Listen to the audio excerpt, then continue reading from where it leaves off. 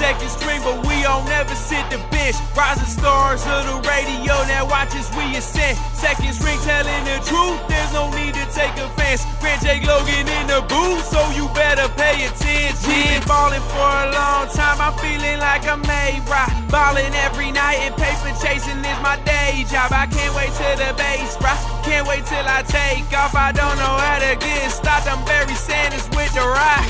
You hope you get into the game, I put a 30 every day. It's straight cash, homie Randy Moss with the pay. I've been ballin' like I'm Damon, spittin' like I'm Jay. And in case you ain't know the name, I'm Strawberry Jams. I'm with your chick, going hand with the click, with the fans. Sticking to the game plan, coach said get the bands. All my dogs up in here, but we don't like the Huskies. All Jams got a show guarantee, that's a must-see. Front row, see me ballin', gave you courtside seating in the game. Know one thing, of course, I'm meeting. And we do it every day, we do it every weekend. Never had an off day or an off season.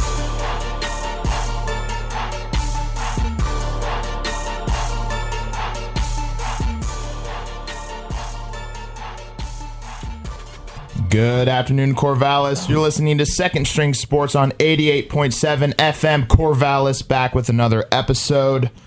Second week, second show. Second term. Second term. 2016. We have some special guests in the booth before we start. We're going to let them give a little shout out before we get started here. Yeah, so let's introduce you guys yourself here. Well, what's up? My name's Geoff Lowe, back again. Good to be back. Is this like a third or maybe a third or fourth time here, Geoff? I think it's third. It's creeping up on featured guest on that list there. He's our LA insider. As you can tell if you're watching, I got my Dodger hat and my Kings jersey on today. Yeah, so if you got any LA questions, you can tweet in the Geoff. You know, there's Kobe 81 Day. We'll probably talk about that. Oh, you know, we're already talking about Kobe it. Insider, tweet about that. I've been watching SportsCenter all morning, getting hyped up for this 81-point game that we're going to talk about. All right, Brian, let's introduce yourself here. What's up? I'm Brian Reese. I'm a senior here at Oregon State. Friends with Jake, friends with Geoff. Get into the radio business, hoping to. Yeah, there we go. Looking forward to working with you guys. Oh, yeah. Sweet, exactly. So before we get started here, just a quick rundown. You can follow us at Second String KBVR on Twitter or hashtag Second String Sports to tweet in any questions or disagreements. Wow, we are starting the show. Literally anything. If you want to start with a little beef action, if you want beef with us, tweet at us. Yeah, fun fact, if you also want to see what we look like, if you heard the voices of Geoff and Brian and you just sort of wondering what they look like. Yeah. You can hit us up curiosity, really. KBVR.com. You can watch us on camera. Yeah, go to the FM page. Boom. You're there. All right, so we're going to kick it off here. OSU basketball. Yeah, let's just jump right into it. The most relevant topic. Yeah. And I think we should just start talking about it's inevitable. What almost the whole country has kind of seen. Break the internet. OSU break the internet. Yeah, and not in a good way. And Jarmal Reid. Let's kind of talk about that. Probably heard the name quite a bit over the past week. Yeah, and if anybody hasn't seen it, Jarmal Reid against the Utah game. Late in the game, really close. And Jarmal... Granted, there maybe, in my opinion, there wasn't a few calls here and there, but Jarmal tripped Pac-12 ref Tommy Nunez. Kind of. If you haven't seen it, just maybe Google it. You'll find it. You'll probably Google see his some name vines. and you'll find it. Yeah. And so he tripped him, fell. Tommy Nunez looked gets unintentional up. At first. Looked unintentional at first, but then you see the replay. Saw Jarmal's eyes just lurking. I award you no points, and may God have mercy on your soul. I just had to click that. My finger was hovering on that. Yeah. So it's an unfortunate situation, really. And so, some of us in here, we know Jarmal. And Jarmal's a good guy. He's hilarious. He's funny. And it's just unfortunate that some of the public here has to, if they don't know Jarmal and they don't even know about the Oregon State basketball program. Think of him and think of the program from that one isolated and they just incident. know him and the basketball team from that incident, which is unfortunate. Yeah, it was clearly a mistake, but he is a good guy. Mm-hmm. So I don't know. I mean, I don't think you can make a judgment off one error that he made. Clearly, it was big, and think it was kind of a slow national news day, so of course it made news, made everything. Yeah, and I don't know. I think he granted he's a student athlete, he's young, and players and people, they're going to learn from their mistakes just like that. And I think the 4-game suspension for that, I think was granted. It was probably right for it. So do you see that Tinkle wanted 6, but the Pac-12 made him do 4? Yeah. So, but depending on what Jarmal's in quotes emotions and actions are here in the next coming week or so, he's still able to practice. So he's able to practice with the team, but he's not able to sit on the bench during games. Geoff, Brian, what's your guys' opinion on this? I mean, it's obviously really bad. Like, you go back and watch it, and his eyes lock right. He finds where that ref is, and it's so intentional. And it could not have come at a worse possible time in the game. Tied 2 minutes. Tied 2 minutes to go. You Momentum give Utah shifted. 2 free throws, and he had just made back. a great play too, which is why would you choose to do it in that? And it's such a selfish play. I don't know Jarmal like you guys do, but everything I've heard, he sounds like a nice guy, but that's just a selfish play in that situation. A game that the Beavers need to win. Yeah. I mean, we've now gone on a 3-game skid here in the Pac-12, and we needed that win. A win on the road at Utah is huge. So let's talk about it, because before the game against Utah, we played Colorado, and the Colorado game, that was it was just a tough game. Josh Scott, oh man, he tore us apart. The college basketball version of Tim Duncan. Yeah.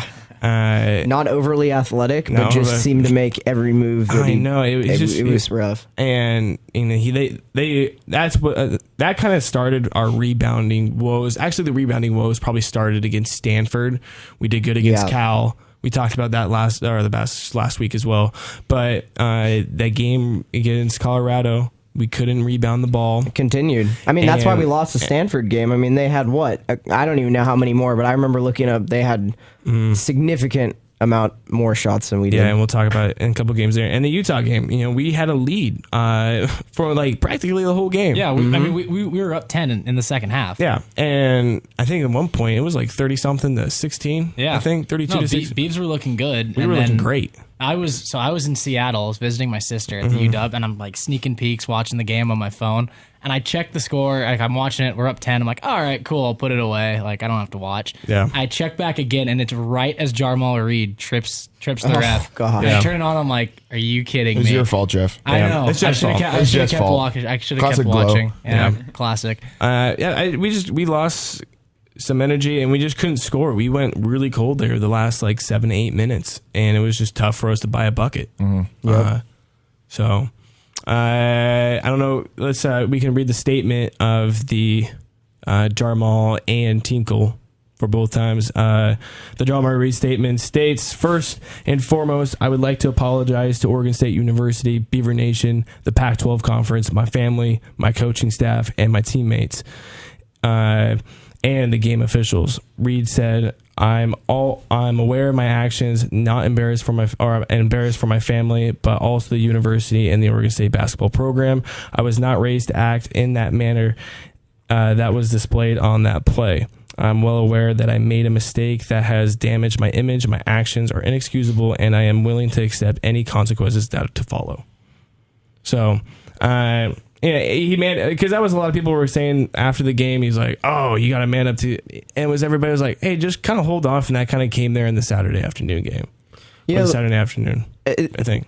Yeah. That's pretty much all you can say. The unfortunate part for Jarmal is he's a senior and he doesn't have, the same sort of time that you would have to kind of just rehabilitate your image as you would a freshman or sophomore. I mean, that was kind of the sad part is that, he is 22, but he has been in the program for 4 years. So, And as a team standpoint, when it first happened, I kind of thought Jarmal was out for most of the year with the stress fracture in his foot. So I was thinking, even this happened. Jarmal was playing well, even with dishing some passes off, and even scoring as well.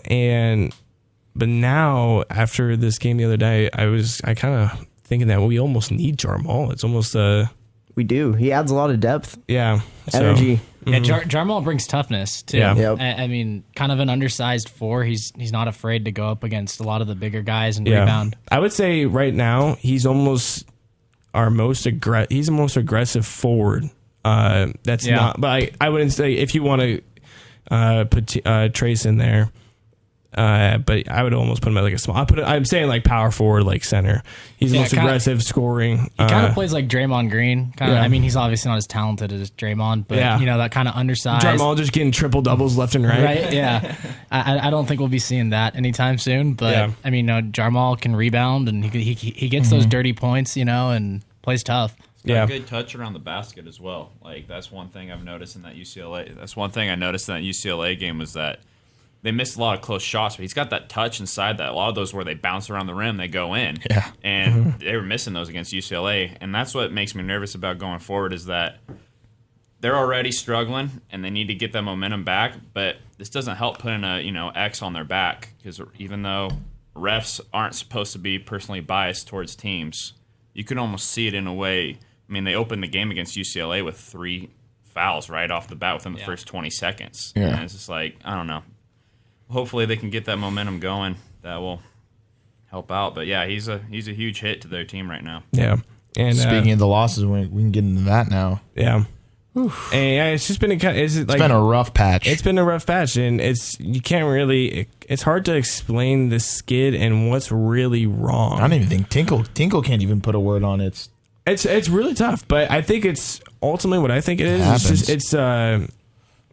It's kind of just the change of roles from last year to this year. I think Malcolm's lost. I think Malcolm's a little bit lost in the offense right now. Seeing that last year, he just knew exactly what his role was. He was going to be the starting point guard and just playing the whole entire game practically. And we've seen some lineup shakeups too. Langston's now in this previous game here against UCLA, Langston went to the bench and Trace came in. And I think some of this lineup shake, I think it might help out going forward. But right now, I think it's just kind of in a transition period where some players are just kind of lost. And also the youth, I think maybe might be taking a little bit of a toll. And I think I kind of see that in Drew as well. But, I think going forward, I think it's this little rough patch might be good for us, but we definitely need to kind of get off this little rough patch we're on. I think it'll be good going forward because you got the 4 freshmen who are playing meaningful minutes right now. Yep. And they're gonna kind of get the groove of playing in Pac-12 basketball, playing on the road. I don't know. We're probably not going to make the tournament this year. I know there was a lot of hopes. There was a lot of hype. A lot of hype that this is the year the Beavers finally do it. I don't think they're going to do it, especially now at the Pac-12. It's looking like they're going to have 7 to 8 teams in there. Yeah. But going forward, you got 4 freshmen who play meaningful minutes, and Trace and Eubanks are the 2 who really stand out, and man, they're good. Yeah. And as you said, because the Pac-12 this year, it is tough, and it's really flipped. And I'm really surprised. It's honestly, it's just like Pac-12 football this year. There's no one team that stands out that you go, okay, we got our Alabama, we got our Kentucky or our Duke or whatever, who's going to stand out and that's your best team. But we have 8 to 10 teams that are really solid. And then I think it was, I don't know if it was RPI, or just tough. But I think it was us, Pac-12, and the Big 12. I think is the 2 toughest conference in RPI or something like that right now. The Big 12 is pretty gnarly to go through. You got Oklahoma, Kansas. Oklahoma State beat Kansas this week. Iowa State, Baylor's in the top 15. So they're almost kind of like us right now. West Virginia just beating up on it. Yeah. Everyone's just beating up on each other. Everyone in the Big 12 is just beating up on everyone. Yeah, so it's kind of like what we have here in the Pac-12. But we'll talk about some. USC is a hot team right now. Washington's hot. Andrews. Yeah. Yeah, we'll talk about that later as well. But Pac-12 right now, it's crazy, smoking. Yeah. Impossible to predict. Yeah. So it's gonna be tough for us. As Geoff said, it's gonna be tough for us to get into the tournament this year automatically with some of these losses that we've had. But I think looking forward to the next couple of years that's going to be the big transition because that's when Tinkle's even going to have more of his players. Yep. Yeah. So that's gonna be a key to success. And going back to They don't want us to succeed. they don't. We need those sound bites ASAP. Yeah, we do. We need some DJ Khaled sound bites.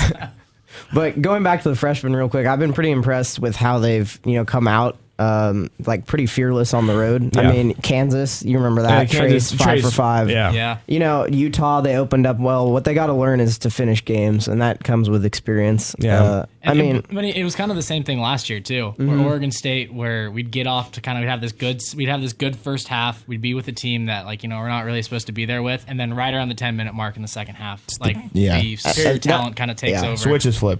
Yeah, exactly. Which is weird, and in the beginning of the year, you kind of saw that where it seemed like they were starting to learn how to close games a little better, and now they've kind of gone back to not really being able to close those games out. Mm-hmm. And I think we can this year too. It's just I think last year a lot of it was a lack of depth. Definitely. I mean, they just got tired by the end, especially running around the zone and it was 7 players last year. Yeah, exactly. So I mean, I think we have the talent to finish games, but it comes with experience, and they just don't have it right now. Yeah, like what you were saying, Logan. Some of the guys just seem lost too at times, like in their roles, which makes things. I don't know. They just are.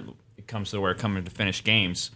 I don't know where some players are trying to a lot of times it's Gary that you see trying to finish the game himself because no one else is stepping up. Yeah, and I don't know. You just don't see the guys really stepping up into their role, making big impact plays like you hope they would. Yeah, that was kind of the start of the year too. I can't remember which game exactly it was.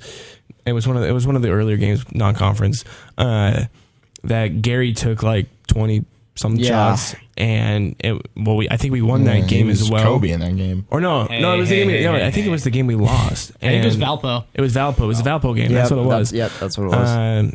And then. Because that's what happens though. Sometimes when we just feel lost and Gary just takes kind of 20 plus shots, and we can't have that. We definitely need the balance of what Trey scoring 15, Tinkle scoring 12, and Drew getting 8, and Langston getting 7, and just a good balance. And that's It's just sometimes it's not happening, so it's tough. Well, that's just not also Gary's game. Gary's not a prolific scorer. He's an all-around really good player. Yeah, he doesn't just specialize in scoring. He's an all-around game player. But when you have him taking 20-plus shots a game, that's kind of putting the offense out of rhythm. Yeah. What else we got for? We can talk about more about the game here coming up this weekend. Yeah. This game last night. True. We also later here have a soundbite from Tinkle and Trace. But let's talk about the game last night against UCLA. What did you guys see from that? That was 2 nights ago, right? Oh yeah. Yeah. I was like, 2 nights ago. Yeah. It's been a blur this week. Yesterday was a blur. It's a big blur. Same thing. That was pretty rough from the very start. It was hard to watch. There was no control the entire match. Yeah. On the Beef side, obviously. Yeah. Yeah, I mean, I don't know. It wasn't like a Utah situation where we came out with energy. It just kind of felt like the whole game. Almost. Yeah. I don't know. As the game was going through, I mean, we were talking about this before. Geoff was saying, even when we got within 3, it just didn't feel like we were ever going to win it. Yeah. I just had no confidence, halfway through, and usually I do. It's never a good sign when you start the game off and within, a minute and a half, you got 3 fouls. Yeah. And it just...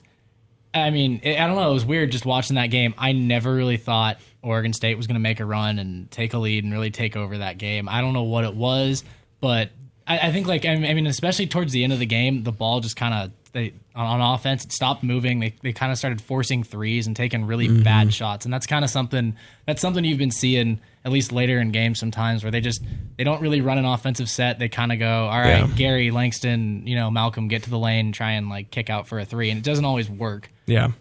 Yeah, like you were saying too, the early fouls GP2 picked up too quick. Yeah. One of them was dumb, just slapping down on the ball that he should have just left alone. And Gary, he was out. I think maybe he sat a out long for He was out most Yeah. of the first half. maybe he this fifth 5 minutes ago. I Something want to say that. probably 6 minutes, maybe 5-6 minutes left in the first half. He came back in. Yeah. He was Yeah, out yeah. for a while. And he needed to, And too. then- I mean, our offense looked horrible. Yeah. Yeah, we had 7 points with 11 minutes to go in the first half. Yeah. Gomes And got in foul trouble too pretty Yeah, early. Gomes And did he got too. his first start of the year, and he's trying to get back. That was into his second start. Second start of the year. Sorry about that. and he was trying to get it back into rhythm. It's been trying to get back in that starting role. I'm not sure he'll keep it, but bring that seniority into the game, experience, and he wasn't even able to get into a role because he got in foul trouble real early as well. Yeah, and that was tough because then Drew came in, and then after that, NJ's been putting in some good minutes as well. And credit to NJ. He's been working his butt off, especially from freshman year. Yeah, and there's been a couple times but overall though, from NJ, I've been impressed this year from whenever Drew's in foul trouble, or now that Gomez is back, and now without Jarmal. But I think NJ's been playing really well, so I gotta give credit there to NJ. But Jake, we ready to cue up this Tinkle soundbite. We got a double Tinkle soundbite. We got son and father. Yeah, 2-time Tinkle soundbite. Nice. I am your father. Wow, that was disgusting. So cue this up. Boom. Tough game. Credit UCLA. Boy, they hit a lot of shots and made some big baskets. We're really the aggressor tonight. Proud of some fight that we showed, but gosh, we just, every time we made a little run, we shot ourselves in the foot or gave up a little bit of a run. I thought maybe we had some guys that maybe waited a little bit too late to get going, and somehow I obviously didn't do a terrific job of getting our guys prepared mentally for tonight. So I thought we had a good practice yesterday. Thought we had good preparation, but we weren't ready to come out of the gate tonight, and so that falls on me. So we'll have to correct that moving forward. I felt the same, really. All I really want to do is win, so I don't really, whatever my role is. But being out there, kind of got the nerves out early and things like that. But I wasn't too, nervous going into it. And we're back. That was a little father-son, as Logan said. Yeah. Tinkly tinkle. Yeah. What? I was trying to say like mono, but it's I know I got it, but it just came off really Shut hard. up, Geoff. Wow. For anyone noticing on camera, Geoff just took off the LA Kings jersey Only to go to a Dodger shirt. Represent Yasiel Puig. Classic LA Geoff. That's right. Yasiel's probably gonna, He'll probably be gone soon. He'll probably be gone pretty soon with the Dodgers, but I got to remember the memories while I can. I wouldn't say they're great memories. His first season was first season was pretty cool, and then his second season was cool, and then this year he just kind of got hurt and did a bunch of stupid stuff. All right, so we'll just recap. Tinkle just kind of talked about there the hard effort that the team played, and Trace talking about his first start. And going forward here against the game against USC this weekend, Sunday afternoon. And if you remember last year, also game against USC was also in the afternoon, and that was also almost a sellout crowd. Yeah. Here's the issue with this one: Championship NFL playoffs. Sunday. Yep. Championship Sunday. Yep. Sorry to the Beavs, but I'm not going to be there because Patriots Broncos kicks off at 12, and I think this tips off at noon. Also, it tips off at noon. Sorry, but football is more entertaining. I'll be at the Beavs. Look at you being dedicated. I'll be at the Beavs too. If it was the Chiefs in that situation, I would probably be watching the Chiefs. Yeah, you could watch the Chiefs, screw up time management and watch Andy Reid, just classic Andy Reid and Alex Smith. That's why we let Peterson go to the Eagles. Right? Yeah. Yeah, send them back. Yeah, the Eagles basically hire Andy Reid 2.0, which is just so. They literally did. Is so bizarre. I mean, that's such a Philadelphia thing to do. Right? You hire Chip and then go, oh, okay, well, we'll go back to Andy Reid. Hey, whatever. We'll dive whatever into floats over. Yeah, we'll get into that when we start NFL. But USC game, McLaughlin for USC. He's up there with one of maybe Pac-12 Player of the Year. Up there, with, Gary and Andrew Andrews. Yeah. But USC, they did lose to Oregon last night, which is it's just another example of teams beating up on each other on the Pac-12. What do you guys got a prediction for the game against USC? I think we'll be ready. I think Tinkle probably went in after the UCLA game and probably ripped them A new one. hard. Yeah. I don't know. Wasn't there? But It's safe knowing to say Tinkle, yes, he did. after the whole Jarmal thing, and then the way they played and responded It's to safe that. to say he's not putting up with anything anymore. Yeah. Anything. Obviously going to be a tough game. They're playing well. They're obviously really confident. I think Beavs win in a close one. Hopefully we get a good crowd. I think the that's crowd gonna will still be a huge. good crowd. So I think that's going it's to be USC. a huge, major USC always key. draws. True. I think that's going to be a major key. Major key. You know, we just totally feed need off a soundbite for that.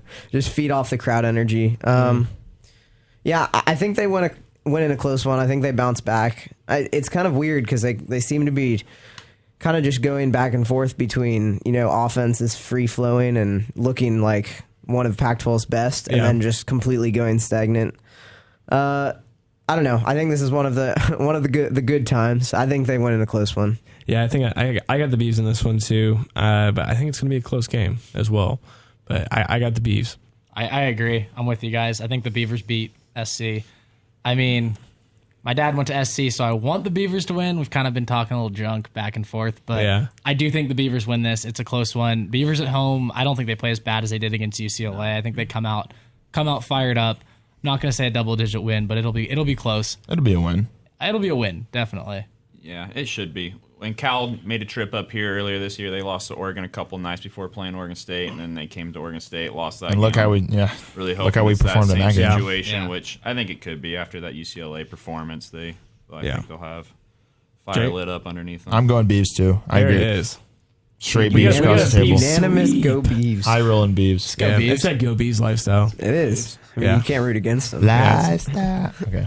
All right, Sorry. young thug. Can you finish it? Young Can you thug. finish that for us, though? Rap siren? No, not. Come on, rap siren. Rap 4-bar siren. Friday, Jake. Come I on. don't think we have the rap siren. Come anymore. on, Jake. we 4-bar Friday. Yeah. Damien would do it. Come on, Money Stacks. Once we talk NBA, maybe. Get something queued up. Yeah. All right. Get some instrumentals in here. Let's do it, Jake. I mean, we could do a whole second string cipher. NBA, nothing but raps. All right, so before we do move on from basketball, just quick shout out to women's basketball, though, beating Stanford. For anyone who's out there at that game. First time that they've beaten Stanford since 2001. 2001. And It's quite a while. And for women's basketball, Just a bit. And for women's basketball, Stanford is a powerhouse. They're like they're the UConn They of the are West the Coast. Alabama of They're the Alabama of football. the con. Yeah. Well, no, UConn would really be that. UConn would be the Alabama of women's basketball. I wouldn't really. They're like the LSU. No, they're not No, LSU. they're like, well, because UConn, UConn's the Alabama. Yeah, They are. UConn's the Then, like, Alabama. Definitely are. Stanford's like, I don't know. LSU's like a solid comparison, but LSU's only won one national title. So I don't know. I mean, it's kind of hard to pick a college basketball team, or a that's- college football team. Ohio State. Yeah, Ohio, there you State. go. Let's Ohio go. State. Hey, There you shout go. out Shout to out Michael Mike. Pallison here in the corner. He gave us a little OSU or Ohio State comparison there. He's our cameraman. He's our intern. Shout out to Mike. But yeah, that's a good comparison. Thanks, Mike. That was really key. That's a big key there. Major key. Major Mike. key for Mike. Mike. Major key. Mike as a major whole key. is just a major key. Yeah, As a person. thanks for the comparison. But yeah, Stanford. It was a good game for the Lady Beavs. And if you guys missed it last night, Jake and I had the Beaver Sports Show. We had a little sit down with a little women's basketball insiders. You guys can, if you want to tune in that, look at KBVR 26 YouTube page. That should be on here pretty soon. So Exactly. All right, that's enough of basketball. So make sure to get out to USC on Sunday noon. Right, noon. Yep, Noon in noon. Gill Coliseum. We're going to take a quick PSA break, but when we come back, stay tuned. We're going to get into this NFL season. Championship games coming up. Second String Sports. Stay tuned. Today in school, I learned a lot. In chemistry, I learned that no one likes me. In English, I learned that I'm disgusting. And in physics, I learned that I'm a loser. Today in school, I learned that I'm ugly and useless. And in gym, I learned that I'm pathetic and a joke. In history, I learned that I'm trash. Today in school, I learned that I have no friends. In biology, In English, I learned that I make people sick. And at lunch, I learned that I sit on my own because I smell. In chemistry, I learned that no one likes In me. biology, I learned that I'm fat and stupid. And in math, I learned that I'm trash. The only thing I didn't learn in school today, The only thing I didn't learn today the only thing I didn't learn Is why no one ever helps. Kids witness bullying every day. They want to help, but they don't know how. Teach them how to stop bullying and be more than a bystander at stopbullying.gov. A message from the Ad Council. This is Usher. I've spent years mentoring youth and have seen how volunteering and service teaches young people the skills they need to become leaders and sets them on the path for success. This is about you. It's about your power. It's about creating change on your terms by volunteering. The truth is, you can do anything. Join me in answering the President's call to service. Go to serve.gov today.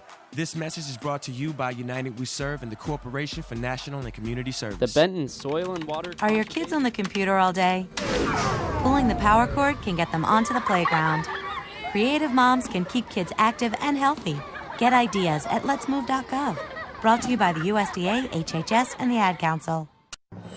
Make good nutrition and physical activity part of your family's daily lifestyle. Be our guest to healthy living and visit letsmove.gov to learn more.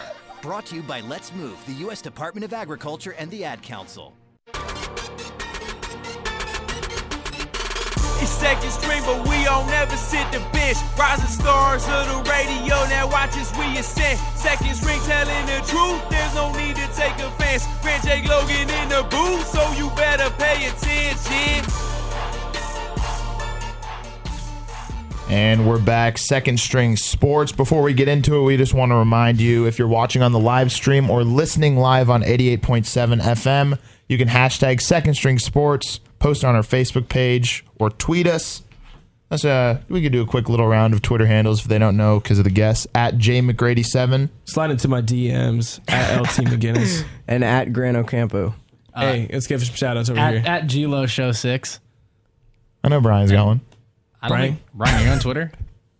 At B Reese. Hey, there it is. I got one. I'm very rarely on it though. That was such a casual. Yeah, at B Reese. All right. So if you do have any disagreements or agreements with what we've talked about so far, well, that was a weird far. Jarmal incident, OSU basketball. You can hashtag Second String Sports and tweet at us. Moving on, though, we're going to get into a little professional sports, NFL playoffs, recap what happened last weekend, and then let's get into the championship games this weekend. What do you guys think? Last weekend, I cried the whole weekend. And yeah, you were, for those who didn't know, Logan was a little silent ball of just sadness and despair. Well, ultimately... Thought I'd have to call a hotline or something. It was in my lifetime that I can remember. I've never seen a Kansas City Chiefs playoff victory. You got that the week before. I got the week before. You're happy. You're built up. Wait, hold up. Didn't the Chiefs beat Peyton Manning in 2003? Because I remember watching that. And not in the playoffs. No, that wasn't the playoffs, I thought. Nope. Or was that to get into the playoffs? No, we got into the playoffs, but lost. That's what it was. Yeah, we lost. We lost to them. Sorry for rubbing that in. And then we also played the Colts. Jeff knew. He just wanted to get that in. Jeff totally knew. Yeah, and I remember we snuck in that year too. Then there was the Andrew Luck year where he. Man, remember that game? I remember watching that on a plane. So I remember that. What the heck? Yeah. And then Uncle Tom comes in and just last week. Man, it was tough, but there was a lot of miscues in the Chiefs part. There was a Nile Davis fumble. Yeah. That was Andy Reid's headphones allegedly. Andy Reid's clock just not working. Yeah, the clock management. That was terrible. It was pretty bad. Terrible. But really, it wasn't overall in a sense it wasn't that bad. They still when they got the ball, when they got the touchdown, but them huddling up when there was a minute 15, I was like, come on, just go. And Well, I can defend Andy Reid a little bit here with his whole strategy of kind of taking a little more, taking time. For one, he runs the West Coast offense that's not really designed to go fast. They just don't like doing that. Yeah. And secondly, he does. I don't blame him for not wanting to give the ball back to Brady. And I mean, basically, his whole thinking is, I got all 3 timeouts. I score. I force them to run the clock out. Burn my 3 timeouts. They haven't run on me all day. I at least get another shot. Yeah. Get the ball with a minute or something. He just got unlucky with the Rob Gronkowski tip pass to Edelman, which is not Andy Reid's fault. Yeah, but overall, it was an entertaining game to watch. But even more entertaining. All right, we'll move on because I'm kind of done with it. I'm already done with it. But the Patriots move on. Boom, it's over. I shed a tear one more time. Next game was probably one of the best football games. Green Bay. That's not maybe like a Super Bowl Tyree, catch That was there. crazy. Yeah, that game was That was awesome. awesome. That was great. Packers versus Cardinals. We talked about this on air last week with Jordan Villeman, and we were like, man, you cannot pick against Aaron Rodgers. It's tough. But then some of us went, like, it was like half split with in the booth here, and it was tough for all of us to pick. And if everybody missed it, if you didn't miss it, sucks to be you. But that Aaron Rodgers Hail Mary. Oh my God. Yeah, that was insane. Wow. Jeff Janis. Yeah. What up, Jeff right? Janis with 2 catches this whole season. Yeah. And just goes off. Yeah. It's Janis time. But Rodgers, like, he just went side, like, it was total sidearm, just like flicked. Boom.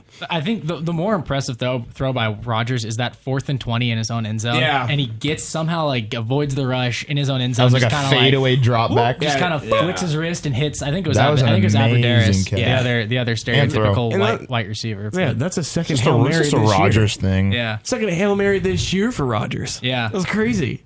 But after that, I instantly thought of our interview with Jordan and Austin. I was like, man, because I think Jordan picked the Packers in that too, and I was like, wow. I think he's right. You just can't pick against Aaron Rodgers. He's a god. That's it. Except for the fact that he's lost in overtime the last 2 seasons and hasn't even gotten a chance to touch the ball. Right. But and then we'll move on to that. We got Flipgate. Yeah. It's actually not a coin flip, it's a coin toss. So Coin fall. Yeah.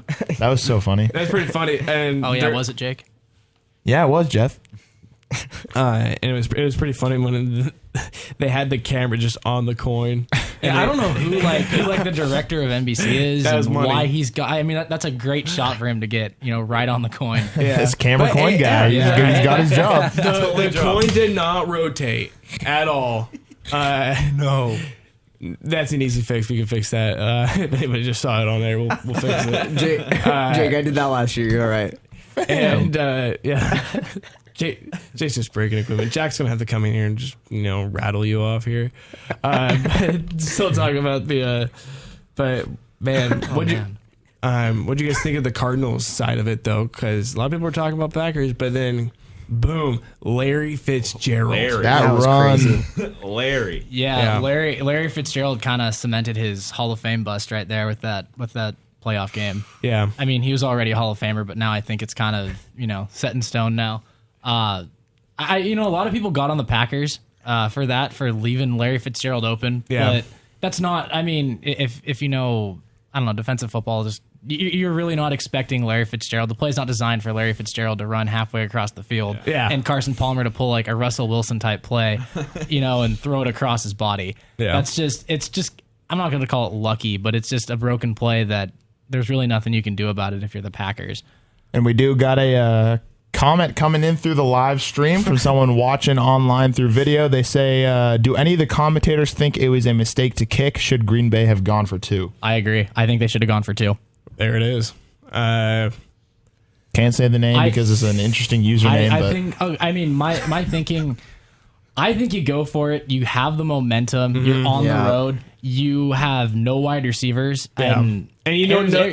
And it's tough when you go into overtime as well. It's just like, yeah. Yeah, exactly. And, giving Arizona, I just wouldn't want the opportunity of giving Arizona another chance. If I'm the coach, I'm more than comfortable saying, all right, we're going to win. We're either going to win or we're going to lose here. I'm more than okay with going for it. You got to have some guts sometimes, and you got to risk it. You got to risk it to get the biscuit. Would have been a Chip Kelly thing to do. Says.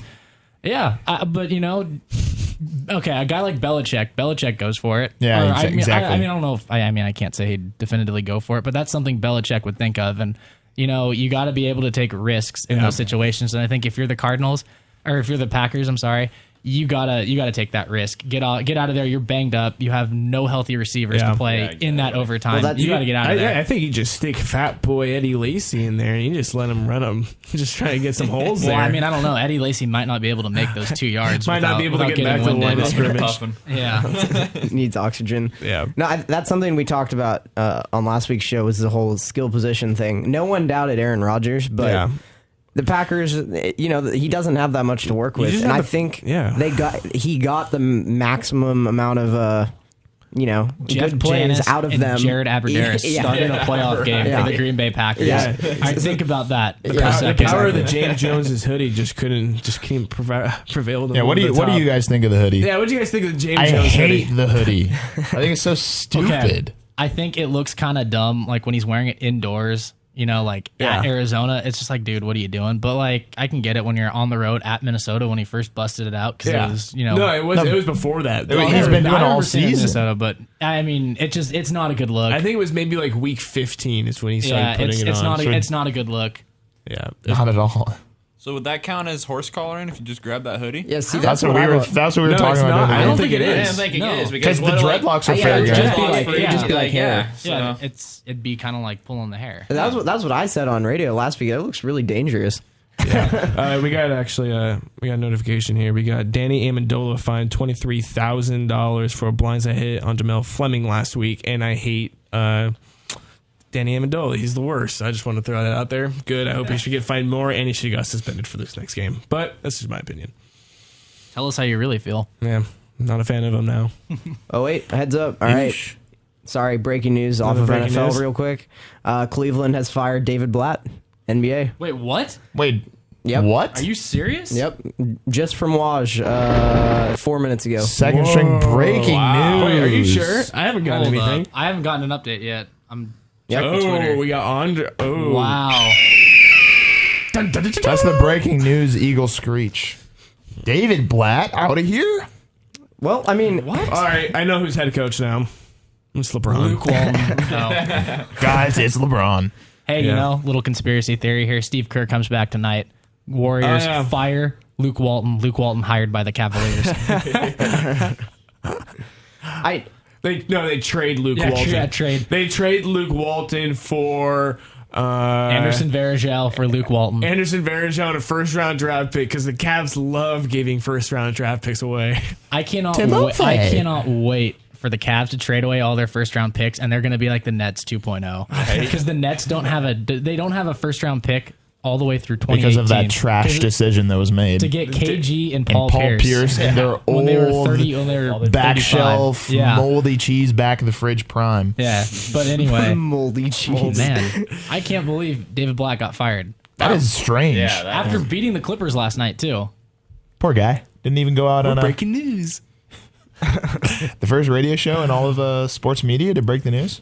I bet you we're probably in the up there. top like Probably up 100 there. at least. Probably in the top 100. Yeah. I'm willing to go top 50. Ooh. Second Street Sports. I'll put it out there. KBVR, groundbreaking.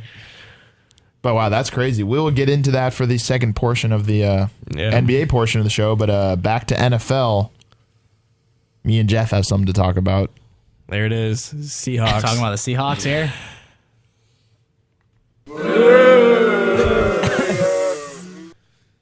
Take us through the ride, the emotional roller coaster that was that game. All right. Of just the pits of depression to the shrines of hope. So I'll take it all the way back to last Tuesday. We got a little story I was time. walking to class, and I was walking to class with my roommate Ethan, and just we're kind of talking like, oh yeah, we got Martin Luther King, day off on Monday. I'm like, oh, and like a light goes off. Like, all right, I'm going up to Seattle. Got family up there. Gonna go watch the game in Seattle. Be with my fellow 12s. Embrace it. Anyway, so I was in Seattle. Could have gone out that night, celebrated Exactly. nice. Disgusting. Exactly. Hit the Seattle bars. First quarter was more or less that trash. Actually, so bad. that trash can is the featured episode of that first half on Second String Sports. We'll get another that trash first can quarter segment was here. so bad, but unbelievably bad. Those turnovers, unbelievably bad. It was. It was bad, but I was not freaking out, honestly. Like, I'm the only one I'm at my uncle's house and the only one sitting there. They're all freaking out like, it's over. I said, no, they're going to get a touchdown. They're going to be back in this. We're going to have a shot. We got Russell Wilson. Because, if you watch the Seahawks every week and if you watched them with Russell Wilson, he's going to find a way to do something, at least make it interesting. That's, And when it gets to... And it got very interesting. 31-24, and all we need is an onside kick there. Yeah. Can you just imagine those two times that we in the red zone when we went for it and said just 2 field goal I opportunities. know, I mean, that's the key right there. There's a lot of things, if Russell doesn't throw that pick six, yeah. it's a different game. If Luke has the power of the Force. If Pete kicks a field goal on, inside his own 30 rather than going for it on 4th and 5, and if Hauschka hits the field goal before halftime and you go into halftime 31-6, it's a totally different game. But I mean, I learned very early on in football, if it's a woulda, coulda, shoulda game, you don't win. And that was a woulda, coulda, shoulda game for the Seahawks.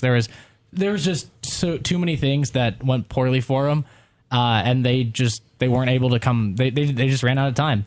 I wasn't sad after the game. I was pretty proud to be a Seahawk fan. Yeah, it was almost like the best playoff loss we could have gotten out of that situation. Yeah, you didn't feel bad after that game. Yeah, any Seahawks playoff loss is a good loss, in my opinion. Hey, how about them Chiefs, right? Yeah. I was just happy to get the playoffs.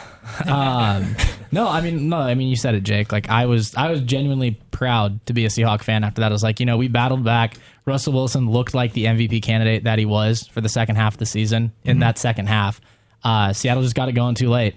And, we'll see. Seattle's still got a young core. I still think they're going to be able to make some noise here. But I think we're also in agreement that was the last game that we will see Marshawn in a Seahawks jersey. Yeah.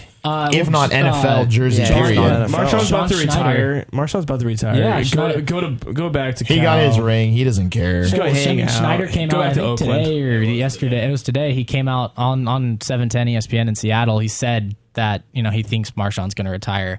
So it looks like that's Marshawn's final game as a Seahawk, which is sad. I'd rather have him retire than go play for some other team just because I like Marshawn so much. I would not mind seeing him play for the Oakland Raiders, to be honest. Brian's been saying that for like 2 years now. Have him go home, play for Oakland. That's the only place I'd like to see him play. And then Oakland then moves to San Antonio, and then or the Raiders move up to Portland. I'm kidding. That's not going to happen. But there was a rumor a while ago. I do remember that. There was a rumor like Mark Davis is going to bring the Raiders to Portland. Like, no, come on, dude. Not Portland Raiders. The Portland fans still just they would hope for it. Always hold out hope. Always hold out some hope. But as long with players, Portland isn't going to have an NFL team ever. No. Oregon's better off without an NFL team. With the college football programs that they have here, I think it's best for the state of Oregon to just keep it with the college football. What I think would be pretty cool if the NFL adopted like a developmental league and put a D League team in Portland. Ooh, I would like a D League. Yeah, so like okay, that'd be great. The idea was thrown out on Dan Patrick's show earlier this week, but you get 8 teams. 4 teams to a team, kind of like the NBA D League, and you put 4 in the West. I think you had Portland, Vegas, San Antonio. I think Sacramento was the other one, and then 4 teams in the East, and 4 teams on there, and you get basically all the undrafted guys. They play in the spring. You play your 7 games or whatever. That way, it leads up to training camp. Teams can get a look at the undrafted guys, and then you can you get first dibs at signing people. I like it. I like that idea. I think it'd be really interesting. Yeah, that would be really interesting. Way more interesting than the D League for basketball. Yeah. Hey man, you're telling me you don't want to watch Jimmer for debt?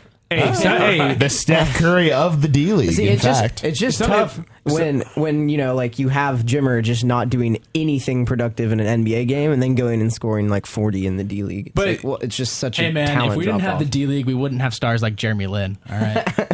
Some teams though are utilizing the D League though. Yeah, some teams do it really well. The Spurs, because you know what, the Spurs are really good. Yeah, real good. Teams like the Lakers who don't have a good stable front office don't use the D League well. I mean, it's no shock that a team like the Spurs is really good at finding international players and finding D League talent. Yep. No, they're smart. I completely agree. I mean, there are some teams using it way more and way better than others. Yeah, but overall, D League in the NFL, great idea. Yeah. I would love it. I would love it too, but I don't know who would hate it? Oh well, Antoine Randall. Oh my god.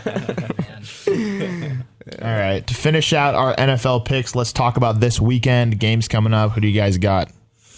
Well, give me a game first. Yeah. All right, let's go Cardinals first. All right, we'll go Cardinals. Jake wants to go Cardinals. I'm feeling Cardinals first. I want to get this out of the way. I'll start it off. I'm on the Cardinals. I love the Cardinals. That's what we were just discussing. That how can you not like?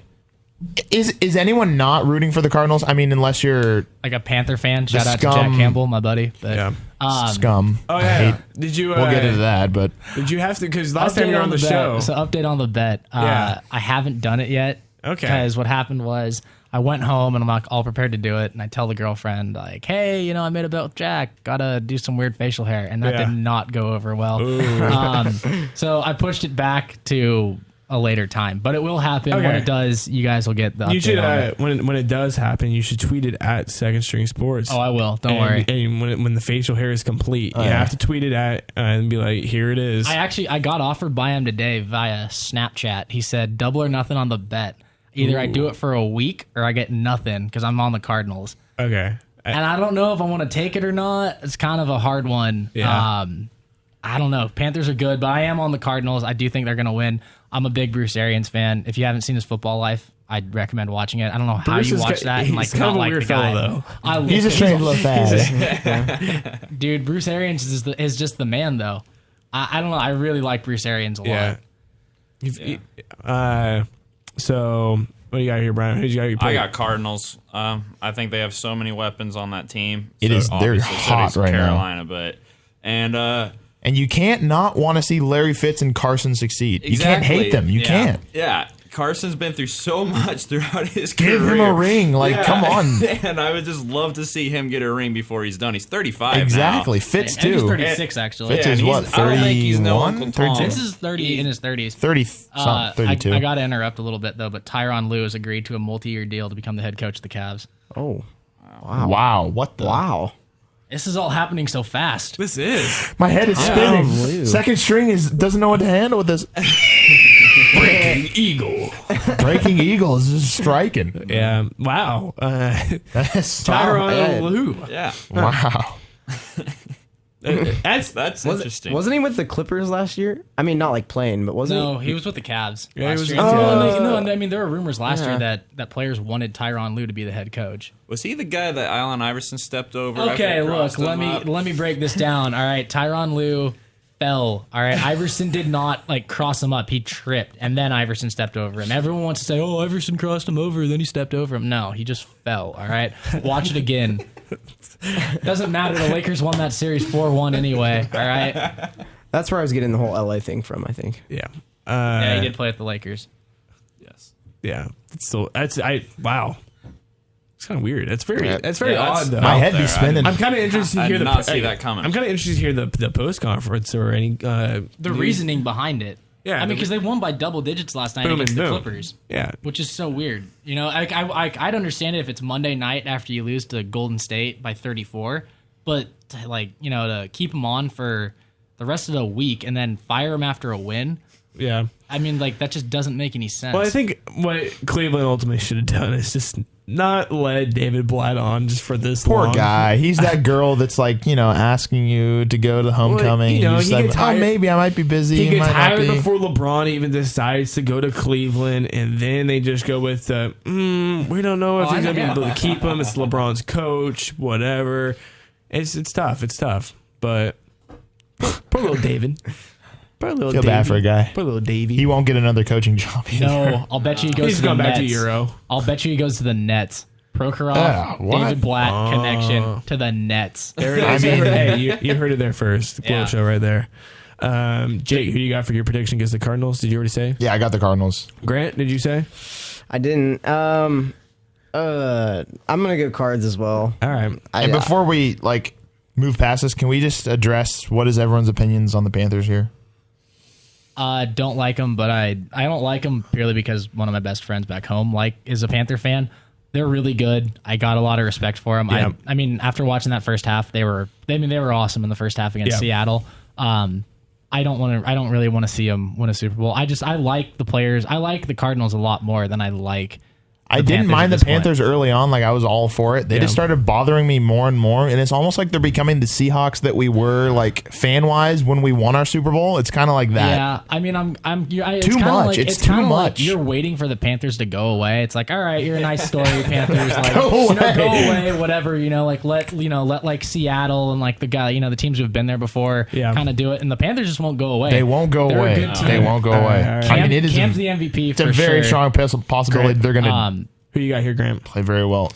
I picked Arizona. Oh, you did? Yeah, but I think, honestly, I don't know. I haven't seen. I think Jared Allen's out, right? Yeah, I know he has a broken foot. I just didn't see, Rivera announced today he's out. Okay, didn't see that. I think that's going to hurt them. So this is what my predictions going on throughout this NFL playoffs have been absolutely horrid, I will say. Man. Mainly because I think I've been going against the teams that I want to win, and that just has not been working. I've I picked the Bengals to beat the Steelers. That didn't happen. I really wish the Bengals would won that game. I should have told you that. You should have had me in to tell you that. The Bengals, come on. I picked the Vikings to beat the Seahawks. Didn't Dude, happen. Blair Walsh. This shit. Come on. The Blair Walsh Project. So I'm gonna go against my logic of who I want to win. And I'm going to go with the Panthers because I want the Cardinals to win, but I think now the Panthers, I think they're just going to be too tough, honestly. The biggest thing in this game is going to be the pass rush because you saw against Seattle last week. In that first quarter, Russell could not get anything off. You know, and if Carson Palmer's getting sacked, if it's anything like it was last week in that first half, I think Carolina's going to win. Carolina just doesn't have the secondary to hang on and play. Their secondary is nothing. It's garbage. They got Cortland Finnegan, who was retired halfway through the season. Now he needs to retire again. Yeah. But the way I don't know. And then I'll say my other prediction here right after this. But I just think this is ultimately where it's heading. I think it's just a Panthers-Patriots Super Bowl. And that's my opinion. I will be so angry if that happens. But I don't think I saw it from the beginning of the playoffs or even maybe in the beginning of the season. But I think that's just the road we've been on for a while now. I think that's just ultimately what it's going to happen. And it's just, I'm not going to be happy about it at all. But that's my prediction here. I think that's what's both going to happen. I think the Patriots are going to dismantle the Broncos. Maybe not dismantle, but I just don't think the Broncos are going to be able to put enough points on the board against a Steelers team. And they had all they could do was really kick field goals. Granted, the win was a factor a little bit in that game, but I don't see the Broncos being able to put enough points up against the Patriots at all. So that's my prediction there. So I think. So moving on, you're going Pats. I'm going Pats. Moving on, I got Pats, and it's not what I want. It's not what I wanted from the start, but I think that's just what we're going to be able to get. Yeah. So, can you just imagine Cam Newton in a Super Bowl? I don't know. He would do. Jake hates players like that. Jake just, which is so weird. I could see Jake being like the biggest Cam Newton fanboy. Yeah. False. Yeah. I'm not saying you are. I just could see it. I think Jake doesn't like a lot of the hyped up kind of magic, or not magic, but just like stuff that kind of happens. Jake, though. I never was a huge LeBron fan. Never. No, I'm with you there. Jake was a huge LeBron fan. If you go back and stalk his Facebook, you see LeBron t-shirts. It's great. And then you listen to stuff. How do you know about that, Geoff? We're friends on Facebook, and come on. Yeah. If there's anyone in this room who says, I've never Facebook stalked, you're a liar. Okay. And if you go, true. I was a big LeBron fan. Jake was a huge. But now the only hype player I've ever succumbed to is Jeremy Lin. I was on that bandwagon hardcore. You and Josh Warden? I was not on it at all. I thought it was hilarious. I just knew it was going to end. I knew it was going to end too. I just thought it was hilarious. It was crazy how that happened though. But I do agree with Logan. I've never been one to Cam Newton. He's amazing, but just the other day we played Madden and Jake was like, I'm playing with Cam. So Jake's opinion. It's Madden. He's good on Madden. I'm just curious. It's just I don't know. I'm just throwing it out there. Grant, who do you got? I'm gonna go Pats as well. Yeah. I think Tom Brady just too much. I really do want Broncos to win. I think it would be so cool to have Peyton Manning just go out on a Super Bowl win. That'd be so what's your ideal Super Bowl? My ideal Super Bowl would be Denver. I don't know. I would honestly like to see Carolina in a Super Bowl. I don't mind Carolina really as much entertaining. I don't mind Carolina as much as everybody else does. Yeah, I don't mind them. I don't get it at all. I don't get it. I don't get like all the hate that people or all the shade that people throw on Cam Newton. But I'm not the biggest Cam Newton fan. But that guy he's fun to watch. He's fun to watch. He's play. entertaining. There's no one out there who can do what Cam Newton does. Yeah. And he's really good. He's going to be the MVP for a reason. Name another 6'6", 250-pound quarterback who can run like a 4.6. I know. There's no one out there. So I'm going New England, and Arizona for my 2 picks. But I would like to see Denver, in there. So we'll see. I think it's going to be Arizona Patriots as well. As much as I don't want it to be that. I mean, I want it to be Cardinals come out on top. But like you said, I wouldn't mind seeing Peyton Manning coming out for one last ring before it's all said and done to have him win his second Super Bowl and then have him retire. Because I do like Peyton Manning. But if it's Peyton Manning, I'd like to see it be the Panthers, honestly, because I don't want to see the Arizona Cardinals go down. So, but I think it's going to be Arizona Patriots. All right. I do not like Peyton Manning. I'm not the biggest Peyton Manning fan here. Kyle Rinker, you got something to say about that? Bring it on, Kyle. Kyle, tweet at Geoff right now. I'm just not a big Peyton Manning fan. I think the Pats are better. One little tidbit in that. Way better. The Pats haven't won a road playoff game since 2006. Interesting. That's 10 years. I mean, and Grant, obviously they got a lot of games at home. I think the Patriots are the better team. There's just something about this Bronco team, and I think they get it done. All right. I don't know. I think the defense is good enough to kind of muck it up. Von Miller and DeMarcus Ware are good enough to get to Brady, which is going to be so hard because Brady just gets it out so quickly to Edelman and Amendola. But I'm going Broncos Cardinals in the Super Bowl. These are two tough games to pick. Yeah. In my opinion, I don't think it is. I think the toughest one is the Carolina game. I don't think the Broncos. I don't know. I can't see the Broncos beating the Pats. I can't. I don't either. Yeah. I mean, I don't either. But still. Intern Mook, who do you have? I got the Pats easily. There it is. Taking out the Broncos. The Pats are a 3-point favorite, which, I mean, at Denver. Yeah. And who else you got? My heart says the Cards, so I'm going to go with the Cards. But I can see it being like a 3-point game. Yeah. And the Cards making like a last-second drive or something. Oh, I see a huge heartbreak in that game for the Cardinals. Yeah, I can just see it being really tough. I don't know. It's a hard one to say because I feel like you want the Cards to win, but then like the Panthers have looked so dominant. Yeah. I don't but think maybe some of the momentum from the second half will like bring the Panthers down a little bit. I don't know. Well, yeah, I don't think either game will be a blowout. I think they're both gonna come down to the last drive. I think whoever has the ball last. Okay. Type of deal. Okay, and there it is. There it is. Championship Sunday. Can't wait. Yep. All right. Well, that's enough of NFL playoffs. We're going to take another PSA break, and when we come back, we're ending out the show with the thing we do best. A little NBA discussion, All-Star talk. And a little special segment. Kobe's 81. Not that segment, but we will give that to Geoff just to appease his LA fans listening on 88.7 or watching online right now. Jeff's got a big LA following, right, Geoff? I mean, I'm kind of a big deal. When me and Geoff hooked up in LA this summer, we were walking the beach and you signed 5 autographs? The people of Newport Beach like me. They wanted the autograph. They're like, "Hey, it's Jake and Geoff from the Beaver Sports Show. We're huge fans." We're like, "Oh, please, no autographs." But sorry, fans, but you had to do it to him. I had to do it to him. And even our fans on Twitter, you sometimes just gotta say sorry, guys. Shout out to that one specific fan who she's into me, Logan, and Geoff. If you're listening right now, she probably is. She stalked our tweet from 3 months ago and said, "No." Yeah, I mean that was from a while ago. Man, they're getting in there. All right, we're taking a PSA break. You're listening to Second String Sports. Much more to come. NBA talk. You're listening to Jake, Logan, and Grant with special guests. Stay tuned.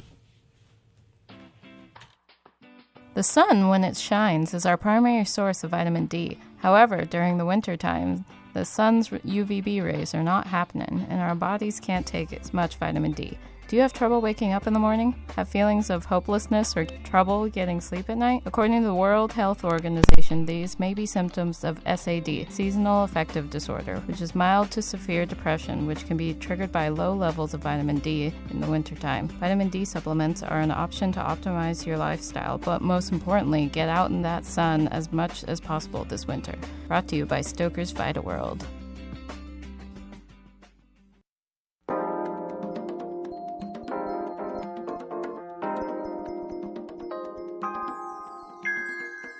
The Corvallis Area MPO brings you your daily bike safety tip. Tip number 1. Share the road. Ride in the bike lane or right side of the travel lane whenever possible. If there is no bike lane, or the lane is narrow, you may ride in the middle of the lane just like a vehicle. Always use hand signals and be predictable. Remember, drive your bike. Bikes are vehicles too. I'm Sherry Shepard. You probably know me best as a co-host on The View. More importantly, I'm a mom.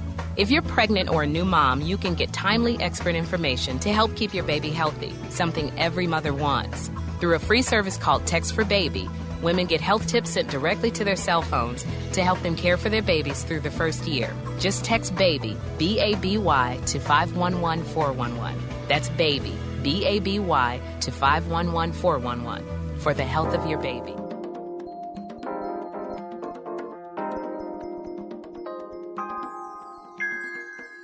The Corvallis Area MPO brings you your daily bike safety tip. Tip number 3, using sharrows. Sharrows are located on slow-moving roadways where cars and bicyclists can safely share the road. Use signals and safely assert your position in the center of the travel lane. Remember, drive your bike. Bikes are vehicles too.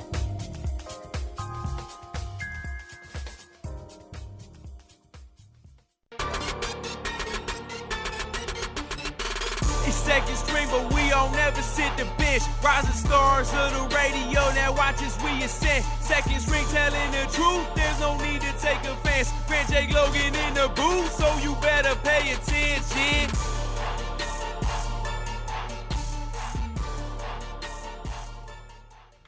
And we're back, Second String Sports, finishing off the show here. We're going to get into it. We got some live tweets coming in and live posts too. We got oh, never mind. Sorry, cameraman Mike was confusing me. Geoff, you got some tweets coming in directed at you? Well, Kyle tweeted at me. Kyle Rinker116 tweeted at me, said, Geoff, spelled my name wrong, first of all. We got the best defense. Von Miller is going after Brady. Manning will score just enough! ! Kyle, I picked the Broncos to win. I just said I don't like Peyton Manning. So just letting you know, I picked the Broncos. So yeah, Kyle, if you don't know what you're talking about, you might want to reconsider before you tweet. All right. Shame on you, Kyle. Shame on you. Who's Kyle? Jeb. Oh. Oh, he's gonna hop in the chat real quick now. So okay, what we got next? We got some NBA. Oh yeah, let's get into it. We want to kick it off some All-Star discussion. I mean, we have discussed the big Blab breaking news recently. So, man, All-Star voting. The official lineups have been announced for the Eastern and Western Conference. Yep. Agreements, disagreements. Grant, you have it pulled up for if you want. Let me get it up. We already know Western Conference. I want to hear Jeff's opinion on the mass amount of tweets coming into Kobe. How do you feel about Kobe starting in the All-Star game? I got no problem with it. I mean, look, Kobe's a legend in the game. It's just like Derek Jeter a couple years ago starting in the MLB All-Star game. If anyone really wants to get that upset, they're just a Kobe hater, and you know what? Deal with it. One more year, you can deal with it, and he's gone. He'll probably start the game, be in the game for like 5 minutes, and then I don't know, man. No, Kobe's got 4 All-Star MVPs. I could see Kobe coming out and trying to show it to all the young kids, like, hey, you know, I'm Kobe. Try and stop this. And yeah, but at the same time, I could see Kobe just coming in for 5 minutes. Yeah, I could see that too. Starting, playing for 5 minutes, sitting in the game, maybe coming in at like the third quarter, playing for like 3 minutes and calling it good. I think he'll play really loose, just not. You know, he'll just be laughing, having a good time. Yeah. I'm okay with Kobe getting it. Kind of like the Jordan All-Star game. Yeah, exactly. Jordan got in when he was in his last season. Yeah. The only one I would say you could really make an argument, at least in the West, is Draymond Green over Kawhi Leonard. But you're kind of pulling hairs there. Both have had amazing seasons. Yeah. I got no problem with Kawhi Leonard being an All-Star starter. If you're going by the voting, you know, Zaza Pachulia should be starting over Draymond Green. Let's put Zaza Can you believe that? I love it. I think that's hilarious. It is hilarious, but come on. I don't understand. It's his home country, man. Dallas, was it home country? Like, just Dallas fans? Home country votes. There's no way Dallas fans got him that much. Unless, got a tweet from Justin Bieber, but he's Zaza, so... Hey, man, never say never. Yeah. Never say never. Hey. Oh, no. Quick little throw in there by Geoff. Yeah. Sing siren. I'm not finding a siren now that we switched up the soundbite booth. Yeah. Brutal. Such a shame. Gotta find that. Any controversy you got here, Jake? Anybody you want to roast? I'm still trying to think. I got the roast segment next to me. It'll come to me. Once we start talking NBA, it'll come to me. All right. So we got, as you mentioned, we got like the East as well. We got LeBron James, Paul George, Dwayne Wade, Kyle Lowry. Yeah, well deserved by well deserved. Kyle Lowry's the man. But what do you guys think about Carmelo? Whatever. Melo's a staple in the All-Star game. One thing he'll put up like 80 points. Honestly, Melo's like the quintessential great All-Star game player. Yeah, like good for like Melo can come out and jack up 45 shots, but then the next day playing in Boston or whatever, they're gonna lose the game. Remember, it was last year when Melo played in the All-Star game and just like went all out, and then like a couple days later, he just said, "I'm done. I'm done. Yeah, I'm done. See you guys. Put up 45 in the All-Star game. See ya." Yeah, Knicks fans were really mad. Well, I mean, I'd be really mad if I were a Knicks fan too after last season. Yes. Yeah. Okay. Well. No, man. Tank the season. Look what you got now. No, but they screwed. I mean, Porzingis. obviously now, I mean, getting Porzingis looks good, but they won like those last 2 games of the season to put him into the 4th spot when they could have had the first pick. Yeah. It's the way the ping pong balls fall. Or the way David Stern makes them fall. David Stern's got some weight in those balls. I think if oh man, I think if the ghost commissioner of David Stern really wanted, I think he'd probably want the Lakers to have the number 1 pick. Okay. That's just my opinion. No, I've been on this like the last 2 years. Lakers have been in the lottery. I watched the lottery and just think, all right, somehow the NBA is going to get this right and give the Lakers the number 1 pick, and we'll get Ben Simmons. That's just kind of my thinking here. They're going to reward the Lakers for not fully tanking like the Sixers and say, all right, Sixers, you guys like went all in and made it way too obvious. Lakers, you're not obvious enough. Like, here you go. First pick, get Ben Simmons. Yeah, we've mentioned Ben Simmons a couple times on the show. Numerous times. Yeah. What else? What other, any surprises? Any big snubs you guys got? Because not really in the East. I mean, we just talked about it. I mean, Kobe, the only one stats-wise. I mean... The snubs will come when the reserves are announced, I think. Obviously. Because right now, I think for not let a legend play in the start in the NBA All-Star I'm game totally fine with all 10 starters. Yeah, I'm fine with it. I'm fine with it. I was not salty about a single one. It was someone last year made us really salty that got a start. Kyle Korver got in as a starter last year. Yeah, that was Kyle very Korver, Al Horford, and Marcus Teague. Or Jeff Teague got in. Yeah. Well, they all got in, but I don't think they were starters. They didn't start. I think Korver might have. Or it was just the Hawks hype last year, but yeah, exactly. Yeah. I think a little bit of the controversy this year in the East would be, I guess, Dwayne Wade over Butler. But even then, you're also looking at it's Dwayne Wade. Yeah, exactly. Yeah, and the Heat aren't bad, and he's obviously the leader of that team. So and it is just a big popularity contest. So they can't. They need the views. They need fan voting. Where did Jeremy Lin finish in voting? I'm just curious. Interesting. We joked about that. I'm just curious. I mean, because if Zaza's up there in the top 5, Jeremy's I've got to imagine be. Jeremy Lin's kind of up there too. Shout out to Jeremy Lin's hair though. Dude, he nearly poked out Jared Bayless's eye the other night. Hair is like it's savage. Watch him get in a fight and just. It was Jared Bayless, I think. It was, yeah. Yeah, that was funny. Jared Bayless, man. R.I.P. But what was it? I forget what player gets a pick Jeremy Lin's hairstyle every single game. Really? Yeah, Jeremy Lin doesn't pick the hairstyle. I really hope it's Frank Kaminsky. I don't think it's Frank. I don't know. Mike might know. That's a stat that Mike might know. You not remember? All right. Yeah. Call up Josh Warden. He'll know. Josh will know. Yeah, Josh will know. All right. So still on the track of the All-Star game. Hasn't been, to my knowledge, hasn't been announced yet. Who would your guys' ideal dunk lineup be this year? Ooh, I asked this the other night, actually. Can I just say that a Kristaps would be hilarious? I don't think he'd be entertaining in a dunk contest. It's Kristaps. He would do something funny. He would. I think like he seems like a really good like in-game dunker, but a guy who's not going to have like a whole lot of creativity. I feel like he has creativity. When asked if he knew about American culture, he said he watches World Star Hip Hop and listens to Future. All right. It's Kristaps, man. Personality-wise, he'd be really entertaining. Yeah, he'd do something funny. Oh, I would watch Zach LaVine.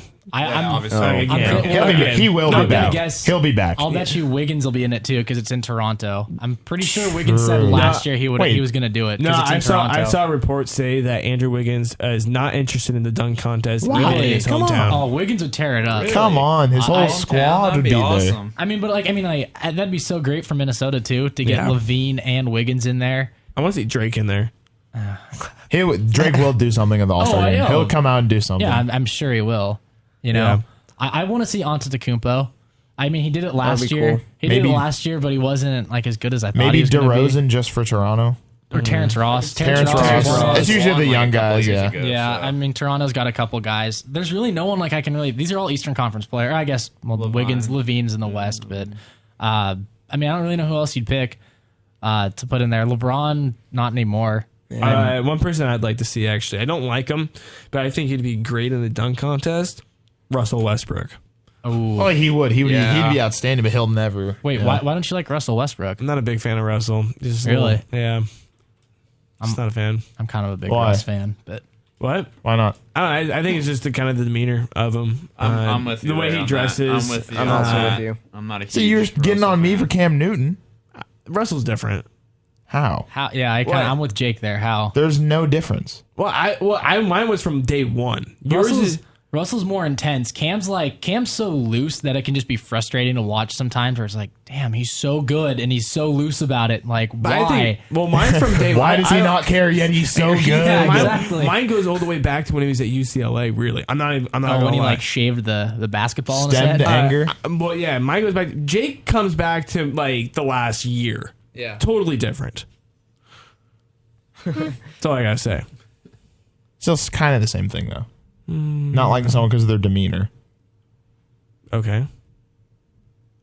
You can say that. All right, I'll ask you guys a little question here. All right, top 5 players in the NBA. Because I thought about this last night. Because I don't know, I like my top 5. I'm curious what you guys would say. Are you going by position or just? No, it'd be impossible to do by position. Any 5 players in the NBA. Can it just be favorites or just like? I have 3. Yeah, I mean, throw it out there like what you guys think are the 5 best players in the NBA. I have 3 down. I haven't thought about a full 5. I think Steph and LeBron and KD. I think honestly, I think Steph's one right now. Yeah. I think KD could be number 2. I mean, he's having a big year. Yeah. And I mean, LeBron is LeBron, but yeah.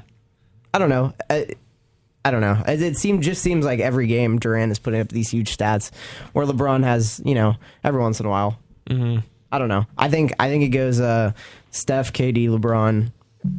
You'd have to come back to me for the next 2. Yeah, because I haven't really thought that far. But I'll put this. I had the same 3 as you, and I'm gonna put. Man, that's tough. You're gonna go Kawhi. That's what I was gonna go. That's what I was gonna do. Kawhi Leonard is my favorite player in the league. I gotta put Kawhi in there. And for another one, I think I want to put Paul George, honestly. I'm with you there too, man. See, okay, I've got the same 5. I got the same 4. I don't have Paul George. I put Westbrook at 4. Okay. I go Curry, LeBron, KD, Westbrook, Kawhi Leonard. In order? In that order. Jake? Ooh. Well, obviously, there's the obvious KD, LeBron, Curry. And then there's Lillard. Shut up. CJ McCollum, Myers Leonard. I would say Westbrook. I don't know. I might have to go Paul George. I agree with Logan and Brian. Kawhi Leonard? I wouldn't put Kawhi over Paul George or Westbrook. What? I wouldn't put Kawhi wouldn't take the spot of Paul George or Westbrook in my lineup. Both sides of the court? I think Kawhi I don't know. is Yeah, the I'm best with you on defensive Kawhi. player in the league, in my opinion. Yeah, He's balling out for my fantasy team. Former defensive player of the year. Exactly, last year. Yep. I think he could win it again, honestly. NBA Finals MVP. First time All-Star now. Yeah, he's my favorite player in the rising. league right now. I mean, other than like Portland, Damian Lillard and those guys, but outside of Blazer players, he's my favorite player. Can't deny it. That's an interesting 5 though. I gotta put Luis Montero in my top 5. Oh my god, he is a legend. Clint Capella. Yeah, Clint Capella. Chris Kaman. Myers Leonard. Myers Leonard's homie. I can definitely see Paul George in there. I mean, like when you're taking like young players who are kind of next up type thing. I mean, he's already here, but you know what I'm saying. He's here in this season. Kind of the next wave of after Kobe and all that. I don't know. I think I can definitely. You could make an argument for Paul and Kawhi as the last 2. I see that fully. All right, I got another one for you guys. All right, do you agree or disagree? LeBron James will not win another NBA title. I don't think he will. I think he wins one more. I don't see him beating San Antonio or Golden State. I don't. At least this year. If you give it the matchup this year, no, but I don't. He's not. You can't say that he's not going to win another ring. I know it's really hard to go. Yeah, LeBron's not going to win another one, but it's plausible though. It's very plausible. It's like I firmly believe he wins one more. Yeah, yeah. I put 1 or 2 definitely. I mean, LeBron could go 2-8 in finals. I would love it. You know, if LeBron. Me too. Yeah, me too. I'd be more than okay with that. Poor Brown. LeBron fanboy over here, though. Yeah, Jake, what do you got? I'm not a LeBron fanboy. Facebook. You want to dive back into the archives of the Facebook profile pictures? A little LeBron I partook James. in the LeBron apparel. So does everyone. You had a LeBron James jersey as your profile picture. Oh yeah. It's on Facebook, man. We found it. Whatever. I still think he wins one more ring. I'm with Brian. One more. Still not better than Kobe. No, I don't think. How many more rings does Zaza Pachulia get? 18. Yeah. Minimum. Bill Russell type. All right, so let's continue along the NBA train and let's talk about a little Blazer action now that Brian brought it up. I know Geoff might have a little 2 cents to throw in there. Well, I want to talk about that's what I was going to get into the trade or. You can't even really. It's just Bill Simmons talking. It's just an idea. Yeah. But generally, the topic can stem off of just the idea of trading and shopping CJ in general, which we spoke on last show, is something that is heavily being discussed right now. What do you guys think, Blazer fans? Just talking about shipping him out, testing the water, shipping him out, even this season, trading him this season if it's the right package. Not a lot of players want to come to Portland. They don't. Agency. Yeah, they don't. It's as much as I love the Blazers and love the city of Portland. They don't want to come here. So I think you need to make a trade because we're starting to get out of that tanking level of getting a good draft pick in this upcoming draft. Yeah. And as much as I like McCollum, I don't see him. Honestly, he's playing good starter minutes. I don't think he's a starter in the NBA, in my opinion. I think he's a 6-man. Because like a Jamal Crawford defensive type. Side, I don't see it's not a strength of his. I'm not saying he can't get there. But he's gotten a lot better though. He has, but you're also looking at he's only 6'4". He's only about 6'4" at tallest, if that. His game is just interesting to watch. Exactly. He's the more defensive level is. He's more of a combo guard. I say you bring off the bench. If you're able to land another 2, which is it's that I don't think that's a role he's willing to. Yeah, put up with that much more. Like he wants the money. Yeah. And he'll get paid. It's not if it's not from us, it'll be somewhere else. It's tough. See, the real issue is when you have Lillard and McCollum defensively on the court at the same time. I think that they can, they're both unselfish players, and I think like offensively they can coexist well. I mean, they've shown that they can. I mean, they're both putting up huge offensive stats, but defensively it's a liability, and I just don't see them, or I guess either of them, improving enough defensively to, warrant huge money for McCollum. So do you think? Okay, and I love McCollum. Just no, everyone does. We don't agree he's amazing. Yeah, I don't know. I do kind of agree. I think coming off the bench is probably his maybe future role. I mean, he's doing a great job as a starter right now. There's no denying that. He's putting up big stats, but like I was saying, I think defensively, I think that's a little bit of a risk to keep him on and pay him big money. I would trade him. I would trade him if I'm the Trailblazers because Bill Simmons had the proposed trade of Kevin Love for CJ McCollum straight up. I would do that if I'm Portland, and I would do it too if I'm Cleveland in a heartbeat. Yeah, I mean, if you're Cleveland, Kevin Love is good. It's just not fitting well. But Kevin Love, you saw it. Kevin Love's not going to win a 7-game. He's not going to help you win a 7-game series against Golden State. We don't actually know that. That's true. You're gonna have to. You're gonna have to. Shout out Kelly Olynyk's arm. Yeah, right. You're gonna have to put Kevin Love on the bench to go at that small lineup, and I think Cleveland is kind of looking desperate now, especially after the firing of David Blatt today. Firing of Blatt's huge. I think if you're Cleveland, you do it. You get another shooter to come in. You can go small now with with Cleveland or with. Yeah, you can put LeBron at the 4 or even the 5 if you really want to do it. I think the Cavs signing Tristan Thompson, I think that would push it for me. That was just such an awful awful deal to sign Yeah, but Tristan still, Thompson. Year $82 million. Yeah. So if you For put a rebounder, essentially. Yeah. So if you put that much money into Tristan Thompson, I think you automatically, you just gotta roll with Tristan Thompson's almost. The way they're using Tristan Thompson right now for what they're paying him is not worth it. So I think if you trade Kevin Love and get McCollum, I think that works out for both sides. It's think great so for too. Portland. I mean, if you can go Damian and Kevin Love and have a big That two, pick and roll. that pick and roll, and now Kevin Love's playing in back in Oregon. I think that's great for the Blazers. Yeah, but because I was there a couple times when Kevin Love came back when he was on the Timberwolves. I think I went 2 games, and just whenever he touches the ball, it's just hilarious how Portland fans. He gets booed every time. He gets it's booed a lot every of. time. So I don't fully understand it, but I'm not a Kevin Love fan either. So how would Portland fans? I think Portland would totally embrace Kevin. No, Love once he coming came, back. they would embrace. But right now, he's just a whiny guy. Yeah, I heard because he played at Lake Oswego. And his hair is absolutely revolting. I remember watching him I back in love high the school hair. days, and I love it. I heard You would. rumors that he wasn't even the most liked person back in his high school. Oh, days he in the was. Portland area. Not to throw dirt on it, but there's been stories. From the family he comes from, it's hard to be down to earth. But True. it is what it is. That's part of the reason he's disliked. But no, I'm not. If you get the right opportunity for McCollum, I say you take it. he would fit here. It's Portland. But Well, and not even just Kevin Love. If it's any other just trade any that other comes CJ up, situation. I think if it comes up, I think it's something you have to take because, like I said, you're not going to get a big name free agent, in my opinion. Unless, Well, and it's kind of like James Harden. Kind of like the James Harden situation. It's if McCollum's going to go, you want to get something for him. You don't want McCollum to just leave and get nothing for him. Yeah, it's more beneficial to your team to Although trade the Thunder him. did essentially get nothing for him. I'm going to throw it out there too, with also trading McCollum and getting Kevin Love. I'm not going to say straight up one person they should also try to get from Cleveland. Jared Cunningham. Kisses the sky. Yeah. That would be awesome. That'd be pretty cool. In fact, I got a Jared Cunningham signed rookie card. There it is. Nice. A Mavs card. Yeah, Nice. I did. Nice. Got it in Vegas. Yeah.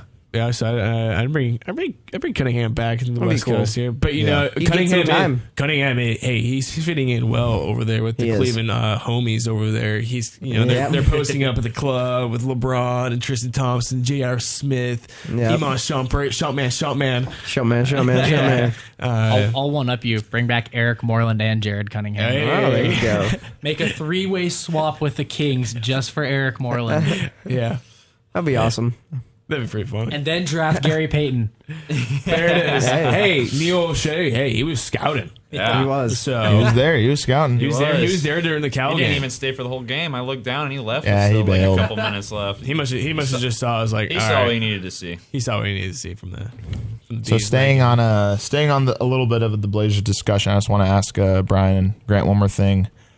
Opinions and visions for Myers Leonard's future. I know Brian has got slang the mic to Brian. I know Brian's got some actually, things to say. wait. I got more of a question for Jake though. Oh man, If you're talking about the future of Myers Leonard, what's the future of Myers Leonard on your header and your Twitter?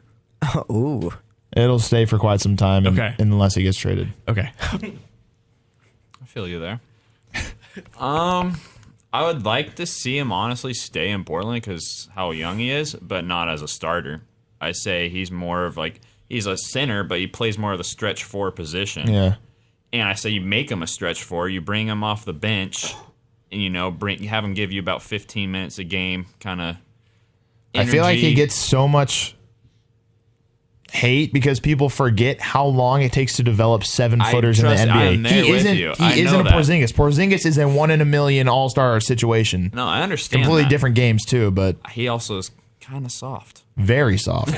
Which is something. How long, as Portland fans, can we put up? Like we've been saying, we've been having to put That's up with why it I'm for not so saying long. give up on him. I don't want to give up on him either, but I say if you're bringing him back, don't pay him a lot. I feel like he rejected our definitely deal. did. He's testing the waters. I really don't think he would find a satisfactory contract from don't someone think else in he the is NBA. I think he should stay. He'll probably have to settle for way less money than he wants. But I'm all right with that. What are you going to do? I mean, he's got a nice situation here to build. I mean, Stotts has developed, has confidence in him. You need to save money for this up. Honestly, I know it's a stretch. I don't know if it'll happen, but Damian Lillard and Harrison Barnes are friends off the court. And Harrison Barnes is a restricted free agent this year. And Golden State's going to be put in a position pretty soon to have to pay some guys some money. Steph Curry's like their 5th highest paid And I player really on don't their how much do you even realistically see them being able to offer Harrison Barnes? Not much. Why? They got a lot coming in the cap space. TV deal. Yeah. Jeez. They have a huge Forget about that. cap Never mind. space coming up. And They're which talking benefits possibly us KD. and everyone. Exactly. They're That would talking be interesting. KD We can talk that in possibly. a sec, but KD, I don't know. I mean, they'd have to get rid of a couple people. And KD kind of has like, what is that about him? I don't know necessarily the word about him, but Portland passed on him. And like a chip on his shoulder, like he would. Exactly. He would never come here anyway. Yeah. No, I was saying for Warriors.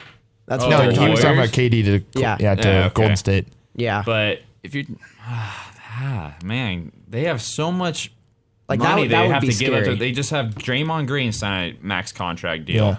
Klay Thompson, I'm not even sure has been paid what he's supposed to be getting paid yet. Steph Curry's like their 5th highest paid player on their team. Like he's not even up there. Like they're He's- gonna owe some money. He's about to get a lot of money. Exactly. So I say you put Golden State in a tough position, and if Damian's as good as friends as they say he is off the court with Harrison Barnes, I wouldn't not That would be a mind very having interesting him, deal to have. having him coming to Portland. Back to Myers. I'm kind of the same way. I mean, I like Myers. I think he's developing. I mean, especially from Developing, yeah, we've been saying I mean, that. I don't know. I think at the right price, I think he's a solid role player coming off the bench type. He's not a starter. I don't think he's ever going to be like that. And I don't even remember what the contract was that he turned down. It wasn't much. Like, it was like a 3-4 year, like 40 something mil. It was like for him. Yeah, you didn't hear that. He 40 turned mil. Yeah, It was in the 40s. Oh my god. he Yeah, turned and he down turned it down. money to try to test the that's water. what I don't want to do. I mean, if you can bring him back, I was for the right surprised price, that we offered him that. So Well, it's yeah, like I'm it helps us glad out that he he turned would- that down. You turned it down. Now we're probably going to be able to get away with giving him less than that. Yeah, I'm he's, actually he's going to stoked kick on himself. that. Yeah, exactly. So that's He the was thing. about to get paid. I do Yeah. not want him to accept something like that. That would have been horrible. I think at the right price, sure, but he's not like a crucial part of our future. You sound real confident in that.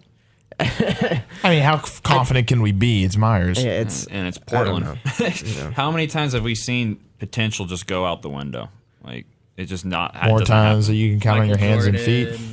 Yeah, or in not even just the Shut players, up, just Geoff. not even the players we didn't even get, just Wait. the players we did get. Like, Wait, what's that sound? What's that sound? Play something. Play it. Play something. What do you want me to click? Anything. Click it. What's that sound?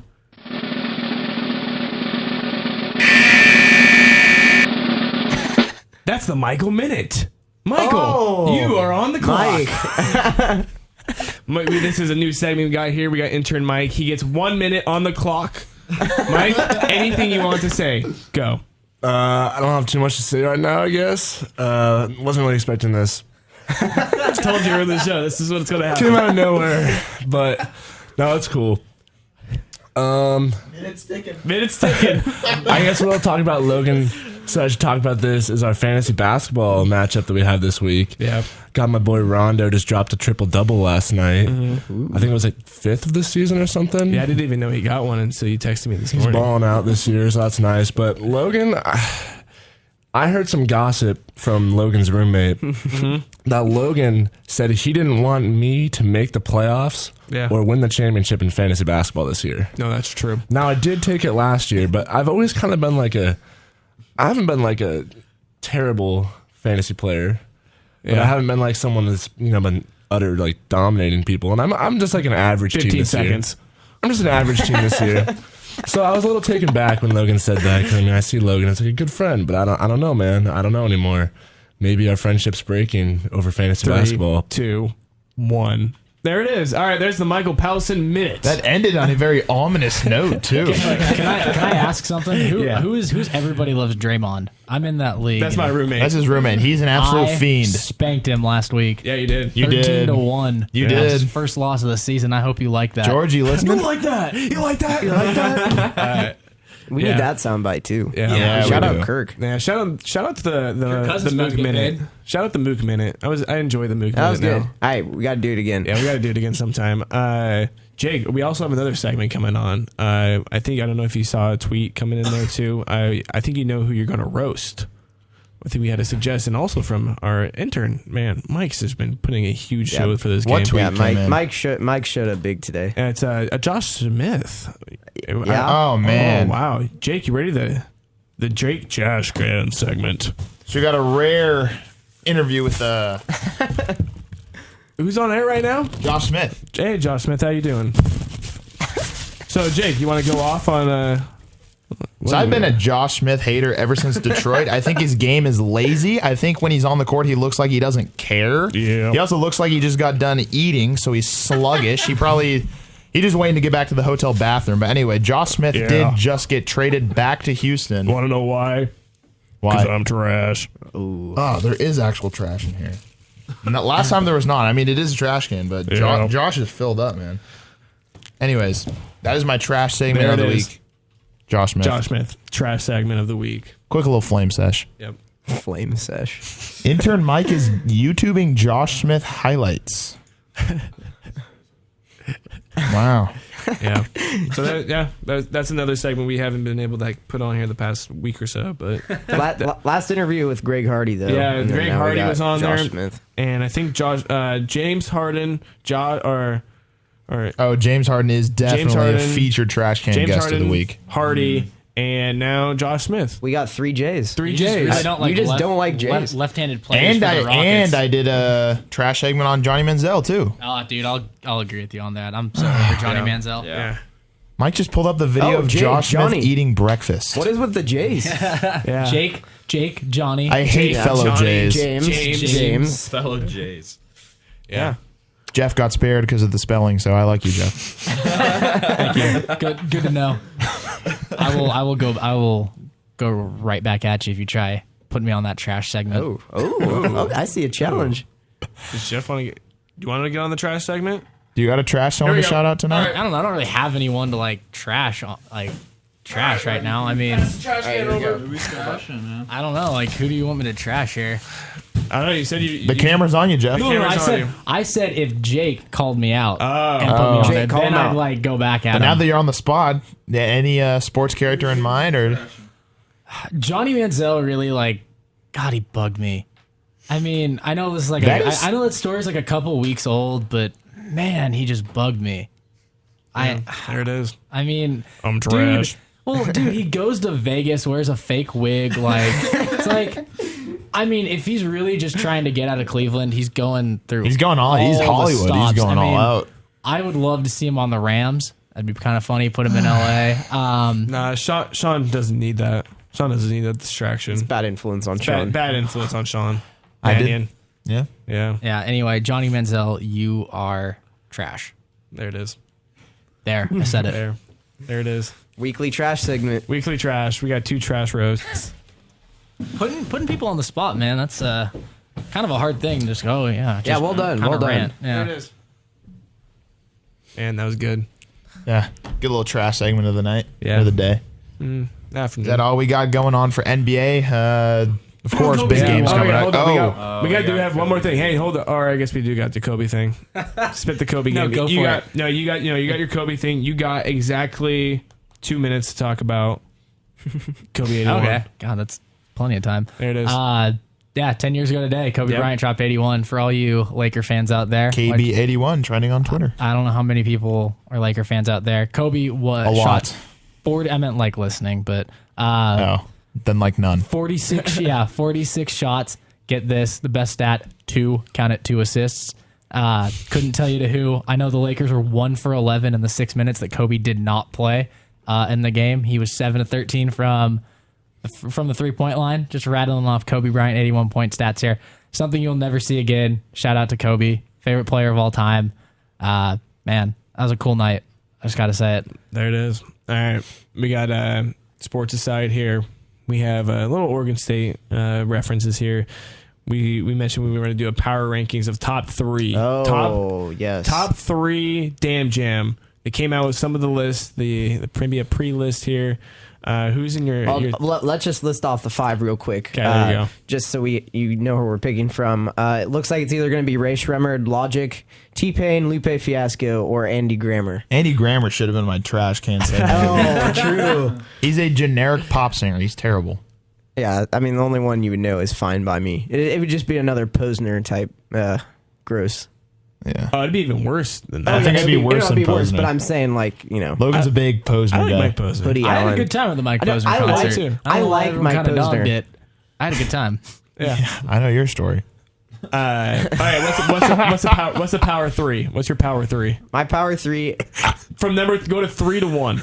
All right. My number 3 is T-Pain. Yeah. Okay. I would be completely fine with a T-Pain concert. Like that's why I had a lot of fun at B.O.B. last year, is because like you forgot a lot about like those, you know, kind of just old jams. bangers, and then they would come on and it was like, oh, I remember this, like starting to remember the lyrics, you know. I'll take T-Pain at 3, but that's not like a knock on T-Pain. I would love a T-Pain concert. That'd be fun. 2, going Logic. I actually voted Logic you in the poll, now. and I reconsidered after kind of just thinking about it. I was listening to Ray Shremmerd the other day, and that's why. So kind of revealing my 1 at Ray Shremmerd. I think that would just be a lot of fun. I don't know. I mean, like if you know Ray Shremmerd's music, that would be It's just crazy party I'd be music. a Which is crazy perfect for party that. like, concert. It would just be really cool. All right. What you guys got here? Geoff, Brian. I don't know. I think I'd go Ray. I mean, Number Ray 3, Shremmerd. 3 to 1. I go Logic 3. Ray Shremmerd 2. Lupe Fiasco 1. Okay. I think Lupe would be a cool concert. Brian, what do you got? I got T-Pain 3. Probably Logic 2 and Lupe 1. There it is. Jake, who you got? I was the exact same as Grant. Logic 2, Ray Shremmerd 1, T-Pain 3. Mike, who you got? He has to make his way I over. got Shremmer at 3 because it'd be a fun concert. Yeah. Just because, you know, they're all bangers. Yeah. Logic at 2 because he has some bangers, but he's also just like super talented. Yeah. And then I got Lupe at 1 because Lupe is one of my favorite artists of all time. And I missed his concert last week. I wanted to go. Yeah. And I heard it was really good. Yeah. So I'm sure it'd be great too. Yeah, mine would go 3 T-Pain just because I'd love some, you know, auto-tune. I get it. Good Yeah. old auto-tune in there. You can actually sing, though, so he'd be singing. Yeah. This and then the tough one for me. If Lupe played his old songs, Daydream. Oh yeah, I'll give you that. But if I would put Lupe at 2, but only if he played new stuff. I don't think probably wouldn't. he would. I think he would just do his new album, though. That's the thing. That would be tough. So if he play old stuff, I'd be totally cool with Lupe at 1. But I'm gonna put Lupe at 2, and then I go Logic at 1. See, that's the thing. Logic, most talented by far most out of any talented. then. Like, he's my top 2 favorite artists with J. Cole. But, like, I just think Ray Shremmerd would be a fun college concert. There it is. Oh, no doubt. But I mean, with all these guys, you can't go wrong. Yeah. Except Andy Grammer. Except Andy Grammer. I think Andy Grammer, my trash can for the week. He ain't getting no votes online. We got top 4, and then he's just at Watch him win. Like, just watch him win. Hope not. Hope not. All right. But before we wrap up the show today, is there any last second thoughts you guys have? Anything you want to mention? The guy who's been commenting on the forum, get off the post. Roasted. Butte. We'll just say his last roasted. Butte. He literally just posted in the chat, roast me. So yeah, you roasted. Boom. Roast. Yeah. Okay. That's all I gotta say. That's all you got to say. Oh yeah. Me and Logan will be there tomorrow night. For anyone who's out there still listening, Alex Crawford, he is down in Corvallis too. It's not a premiere. He's showed it all over the Portland area, but he will be showing his Legend of the Giant Killers documentary on the legendary 1967 OSU versus USC matchup. Yep. He is a former NMC major here student. He actually did a radio show that I was on 4 years ago. He did the TV show too. So it will be 7 p.m. at the Whiteside Theater for $10 entrance, I believe. Yep. $10. So it'll be a cool event. And I believe he's going to be doing a question and answer with a former player and the fellow directors post movie. So come and check that out. That'll be awesome. Yep. All right. All right. Wrapping it up. We got through a lot today. Shout out to our guests. You got one last thing you want to say, Geoff and Brian? Thanks for having us on. Yeah, we had to do our little observation here. Can we be expecting the Geoff and Brian show coming up? Oh, yeah. Hopefully soon. Yeah, it'll be coming names up soon. being thrown out? We haven't really talked about a name or anything. I don't know. We'll figure it out. We only got our air check left, and then I feel it. So we're getting look close. out for those guys. So look out. There Yeah, you go. thanks for Making having us, guys. Thank you waves. very much. I appreciate it. Of course. Yeah, anytime. Thanks for listening. Have a great weekend. Beavs on Saturday, or Beavs on Sunday, and NFL Championship on Beavs. Sunday as well. Go Beavs, Beavs. Second Go String Beavs. Sports. Thanks for listening. Every Fridays, 12 to 2.